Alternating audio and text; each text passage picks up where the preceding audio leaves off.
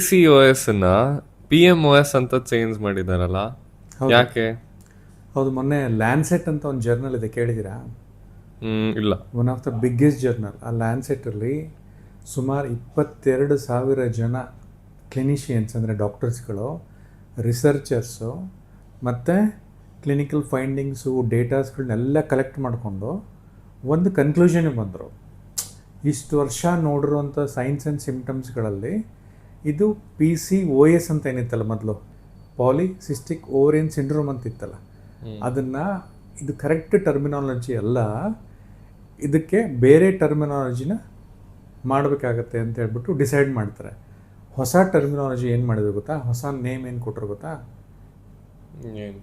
ನೀನು ಹೇಳಿದಿಲ್ಲ, PMOS. ಯಾ poly endocrine metabolic ovarian syndrome, ಆಯಿತಾ? Poly endocrine metabolic ovarian syndrome ಅಂತ ಕೊಟ್ಟರು. ಗೊತ್ತಾಯ್ತಲ್ಲ? ಈಗ PMOS ಅಂತ ಚೇಂಜ್ ಮಾಡಿದಾರಲ್ಲ, ಅದು ಬರೀ ಹೆಸರು ಚೇಂಜ್ ಮಾಡಿದಾರೋ ಅಥವಾ ಏನಾರ ಪ್ಯಾಥಾಲಜಿಯಲ್ಲಿ ಮತ್ತು ಸಿಂಪ್ಟಮ್ಸ್ ಅಲ್ಲಿ ನೋಡ್ಬಿಟ್ಟು ಚೇಂಜ್ ಮಾಡಿದ್ರು? Very good question. ಮೊದಲು PCOS ಅಂದರೆ ಏನು ಅಂತ ತಿಳ್ಕೊಳೋಣ. ಓಕೆ, ಯಾಕೆ ಅದನ್ನು PCOS ಇಂದ PMOSಗೆ ಅದನ್ನು ಚೇಂಜ್ ಮಾಡಿದ್ರು ಅನ್ನೋದ್ರ ಬಗ್ಗೆ. ಈ ಮೊದಲು ಬರೀ ರೀಪ್ರೊಡಕ್ಟಿವ್ ಸಿಸ್ಟಮ್ ಮಾತ್ರ ಕಾನ್ಸಂಟ್ರೇಟ್ ಮಾಡ್ತಿದ್ರು PCOS ಅಂತ ಹೇಳಿದ್ರೆ. But this is not limited to reproductive system.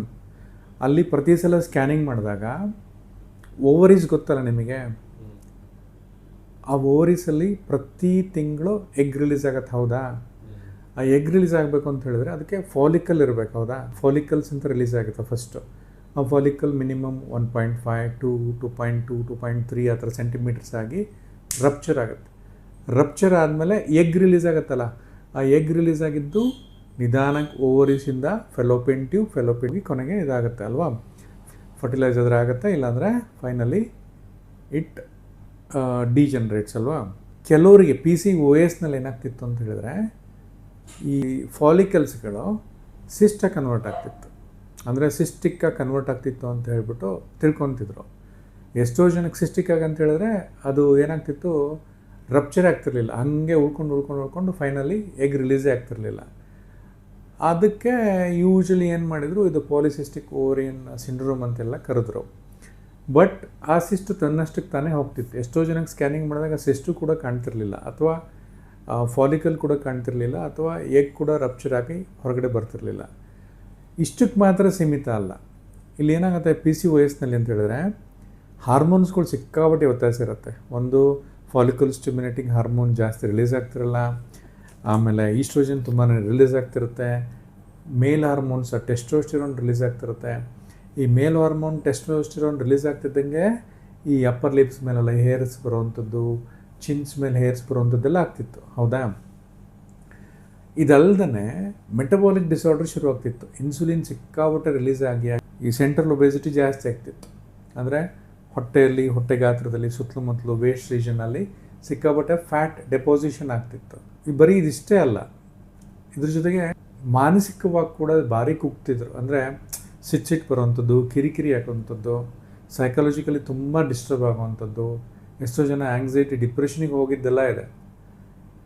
So ಇದಿಷ್ಟು ಕನ್ಸಿಡರ್ ಮಾಡಿಬಿಟ್ಟು ಇದು ಬರೀ ಓವರೀಸಿಗೆ ಮಾತ್ರ ಸೀಮಿತ ಅಲ್ಲ, ಇದು ಟೋಟಲ್ ಒಂದು ಮೆಟಬಾಲಿಕ್ ಡಿಸಾರ್ಡರು. ಪಾಲಿ ಅಂದರೆ ಮಲ್ಟಿಪಲ್ ಎಂಡೋಕ್ರೈನ್ ಗ್ಲ್ಯಾಂಡ್ಸ್ಗಳು ಇರ್ತವೆ, ಇದರಲ್ಲಿ ಇನ್ವಾಲ್ವ್ ಆಗಿರ್ತವೆ. ಇದ್ರ ಜೊತೆಗೆ ಮೆಟಬಾಲಿಕ್ ಸಿಂಡ್ರೋಮ್ ಕೂಡ ಇನ್ವಾಲ್ವ್ ಆಗಿರುತ್ತೆ ಅಂತ ಹೇಳ್ಬಿಟ್ಟು ಇದನ್ನು PMOS ಅಂತ ಮಾಡಿದರು. ಓಕೆನಾ? ಈ ಹಿಂದೆ ನನ್ನ ಯೂಟ್ಯೂಬ್ ಲೈವ್ನಲ್ಲಿ 2ನೇ ತಾರೀಕು, ಮೇ 2ನೇ ತಾರೀಕು ನಾನು ಆ್ಯಕ್ಚುಲಿ ಇದ್ರ ಬಗ್ಗೆ ಡೀಟೇಲಾಗಿ ಹೇಳಿದ್ದೆ. ಯಾರೆಲ್ಲ ಇದ್ರ ವಿಡಿಯೋ ನೋಡಿಲ್ಲ, ನನ್ನ ಯೂಟ್ಯೂಬ್ ಚಾನಲ್, ನನ್ನ ಚಾನಲ್ಲಿಗೆ ಬಯೋ ಪೇಜ್ನ ಲಿಂಕ್ ಇದೆ, ಸಬ್ಸ್ಕ್ರೈಬ್ ಆಗಿಬಿಟ್ಟು ನನ್ನ ಒಂದು PCOS PCOD ಡಿಫ್ರೆನ್ಸ್ ಬಗ್ಗೆ ನಾನು ವಿಡಿಯೋ ಮಾಡಿದ್ದೆನಲ್ಲ ಅದನ್ನು ನೋಡಿ. ಈ ಮೊನ್ನೆ ಏನು ಮೇ 12ನೇ ತಾರೀಕು ಲ್ಯಾನ್ಸೆಟ್ಟಲ್ಲಿ ಇದೊಂದು ಪ್ರಕಟಣೆ ಆಯಿತು, ನಾಮನ್ಕ್ಲೇಚರ್ ಚೇಂಜ್ ಮಾಡಿ ನೇಮ್ ಚೇಂಜ್ ಮಾಡಿದರು. ಇದೇನು ತಲೆ ಕೆಡ್ಸ್ಕೊಳೋದು ಬೇಡ, ಅದು PCOS ಆದರೂ ಮಾಡಲಿ, PMOS ಆದರೂ ಮಾಡಲಿ, ತಲೆ ಕೆಡ್ಸ್ಕೊಳೋದು ಬೇಡ. ಡಿಸೀಸ್ ಆ್ಯಸ್ ಎ ವೈಸ್ ಬಗ್ಗೆ ತಲೆ ಕೆಡ್ಸ್ಕೊಳೋದು ಬೇಡ. ನೀವು ನಿಮ್ಮ ಜೀವನ ಶೈಲಿನ ಚೆನ್ನಾಗಿ ಮಾಡ್ಕೋಬೇಕಾಗತ್ತೆ. ಜೀವನ ಶೈಲಿ ಅಂತ ಹೇಳಿದ್ರೆ ದಿನ 3/4 ಗಂಟೆ ಫಾಸ್ಟ್ ಬ್ರಿಸ್ಕ್ ವಾಕಿಂಗ್, ಚೆನ್ನಾಗಿ ಮೈ ಬೆವರಬೇಕು. ಎರಡನೇದು ಸಕ್ಕರೆ, ಸ್ವೀಟ್ಸು, ಸಿಹಿ ಪದಾರ್ಥ, ಬೇಕರಿ ಐಟಮ್ಸ್ ಕಂಪ್ಲೀಟಾಗಿ ಸ್ಟಾಪ್ ಮಾಡಿ. ಪೆಪ್ಸಿ, ಕೋಕೋ ಕೋಲಾ, ಫ್ರೂಟ್ ಜ್ಯೂಸ್ಗಳು ಅದೆಲ್ಲ ಕಂಪ್ಲೀಟ್ ಸ್ಟಾಪ್ ಮಾಡಿ. ಆಮೇಲೆ ಈ ಪಿಜ್ಜಾ, ಬರ್ಗರ್ಸು, ಫಾಸ್ಟ್ ಫುಡ್ಸು ಅದನ್ನೆಲ್ಲ ಕಂಪ್ಲೀಟ್ ಸ್ಟಾಪ್ ಮಾಡಿ. ಆಮೇಲೆ ಆ್ಯಕ್ಟಿವ್ ಆಗಿರಿ, ಎಷ್ಟು ಆ್ಯಕ್ಟಿವ್ ಆಗಿರ್ತೀರ ಅಷ್ಟು ಒಳ್ಳೆಯದು. ಇದ್ರ ಜೊತೆಗೆ ಯೋಗ, ಧ್ಯಾನ, ಎಸ್ಪೆಷಲಿ ಬ್ರೀತಿಂಗ್ ಎಕ್ಸಸೈಸ್, ಮೆಡಿಟೇಷನ್, ಯೋಗ ತುಂಬಾ ಹೆಲ್ಪ್ ಮಾಡುತ್ತೆ. ಇದ್ರ ಬಗ್ಗೆ ಎಲ್ಲ ನಾನು ನನ್ನ ಯೂಟ್ಯೂಬ್ ಲೈವ್ ವಿಡಿಯೋದಲ್ಲಿ ಡಿಸ್ಕಷನ್ ಮಾಡಿದ್ದೀನಿ.